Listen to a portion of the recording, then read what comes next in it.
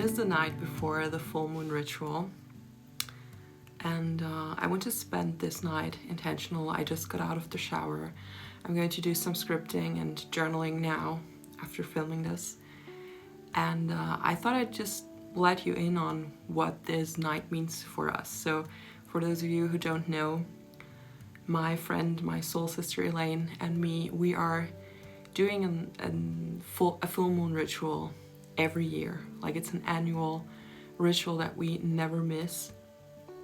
And no matter how cold it is, no matter if it's snowing outside, no matter if it's minus 10 degrees, we're always gonna meet up. We're gonna sit outside under the moonlight, and we're going to set intentions and burn whatever we don't want to take on with us into the next year. And it's been such a huge ritual for us, and we've been doing this for more than 10 years, so over a decade, since we were teens. And yeah, it's just really sacred and special to us. And actually, we are going to live stream the process of getting ready for the ritual.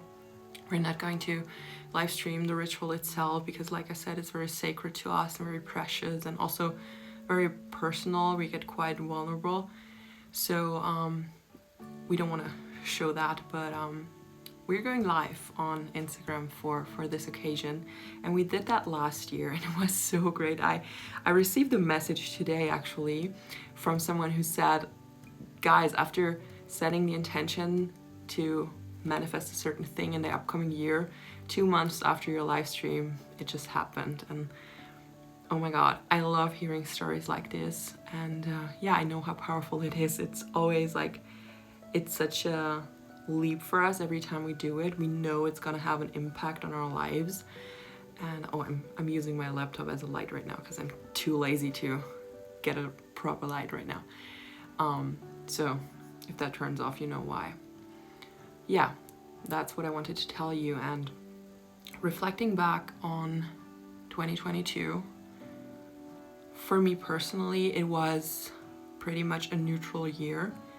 I know that a lot of people have struggled, and I've heard from a lot of people that it was especially challenging. I wouldn't say that about my year, but it was a year of a lot of growth. I would say healing. I completely unplanned went into deep inner child healing and digging up some trauma and some shadows that I didn't even know were there. And a big win for me personally was that I was able to connect with my inner child for the first time really in that intense way. I've done inner child work before, but this year it were the circumstances. I'm not going to go into detail, but through certain circumstances I was able to really connect with little me, and I've never been able to do that before. It's something I struggle with, but I managed to do that this year, and I think that's a win for like personal growth and for personal healing. And then business-wise, it was also like it was a more challenging year. Like 2021, I felt like everything was just flowing so easily and everything came to me. And in 2022, I had to work a little harder to get where I wanted to be, but not in a negative way. It was just a learning experience. And I also did a huge pivot with my business. So I felt almost like for a year, I felt called to work with different people, like with a different kind of person as my client, as my like dream client. And in 2022, I actually made it happen, and I took the leap, and I made a huge pivot with my business, which was scary, but also very liberating and fresh and just inspiring. And yeah, in 2023 is the first year where I'm actually going to present and show and guide others through this new process that I've built for my business. I've completely revamped and up-leveled my signature program, and I'm freaking excited to show it to the world. So that was my 2022 wrapped up. And collectively, I feel like in 2022, or like the last 2 years, I do feel like humanity has lost this sense of safety because everything that's going on in the world. And what I notice in the collective energetically is that there's a lot of waiting it out, like trying to wait it out, waiting for something to snap back to normal, even though I don't think that's the case.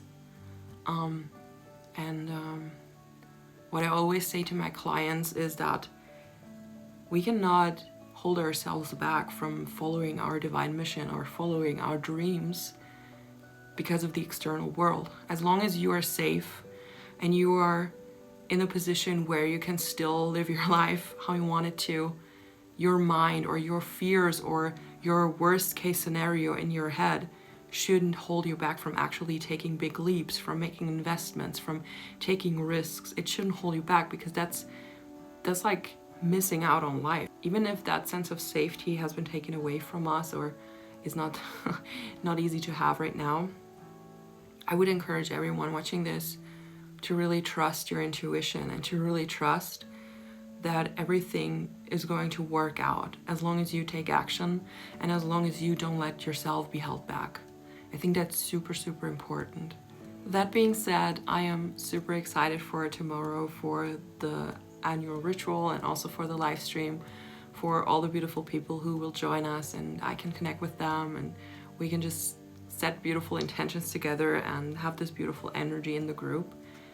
And yeah, I'm really looking forward to that. Once you are watching this, the live stream has already taken place, so I will film a little bit, I think, and add it to this video. And yeah, see you tomorrow for the ritual then.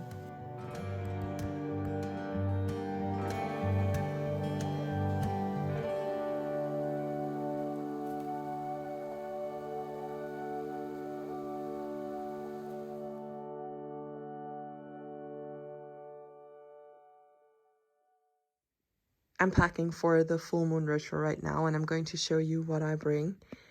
I have some crystals here, just the ones that called me today.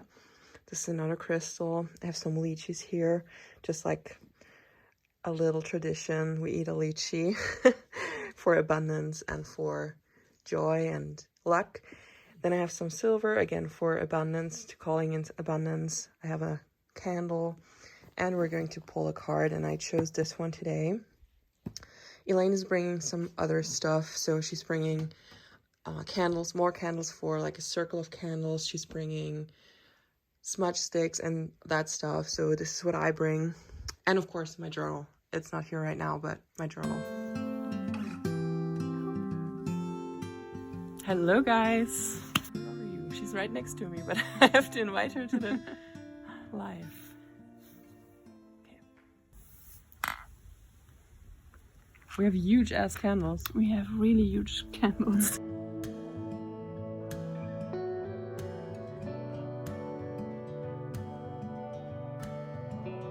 And in 2023, it is the first year where I actually start presenting it to the world and start working with leaders and making more impact in that way. I felt really called to do that because I feel like we have to come together and realize ourselves on all levels as conscious beings, because if many conscious leaders and conscious humans come together to do good things in their own way, we can step by step change the world. And that sounds huge, but it is huge. Just the one word that just came to my mind or to my heart was love.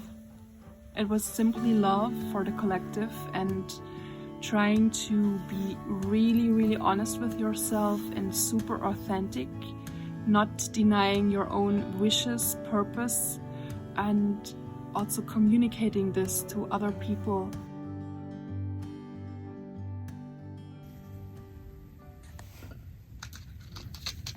Ah, you did like this? Mm-hmm. Love it.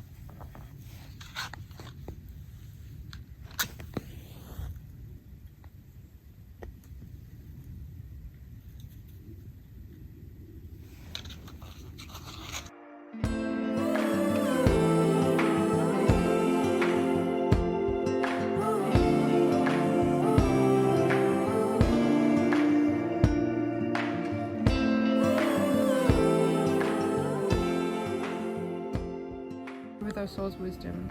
You are worthy of all you desire, no matter where you are in your spiral.